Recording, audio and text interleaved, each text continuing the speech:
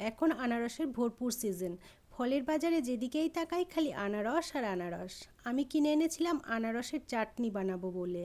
আনারসের এই চাটনি আমার খুব প্রিয়, তাই বানালাম আর আপনাদের সঙ্গে শেয়ারও করে নিলাম। আনারসের খোসা একটু মোটা করে ছাড়িয়ে তারপর আনারসের গায়ে যে চোখের মতো অংশগুলো থাকে ওগুলোও বাদ দিয়ে দিলাম। এরপর ভিডিওতে যেমন দেখছেন ঠিক তেমনি করে ছুরি দিয়ে একদম ছোট্ট ছোট্ট কুচি করে কেটে নিয়েছিলাম। চাইলে গ্রেটার দিয়ে গ্রেট করেও নেওয়া যেতে পারে। এবার গ্যাসে কড়াই বসিয়ে আনারসের টুকরোগুলো দিয়ে দিলাম। দিলাম অল্প একটু বিট নুন আর রোজকার রান্নায় ব্যবহারের নুন। লো আঁচে একটু নাড়াচাড়া করলেই আনারস নরম হতে শুরু করবে। প্রয়োজনে ঢাকা দেওয়া যেতে পারে। এবার বড় কাপের 1 কাপ চিনি, অল্প কিছু করে কাজু কিশমিশ দিয়ে ভালো করে মিশিয়ে ঢাকা দিয়ে লো আঁচে ফুটতে দিয়েছিলাম। চিনির রস গলে গিয়ে আনারসের সাথে মজে যাবে।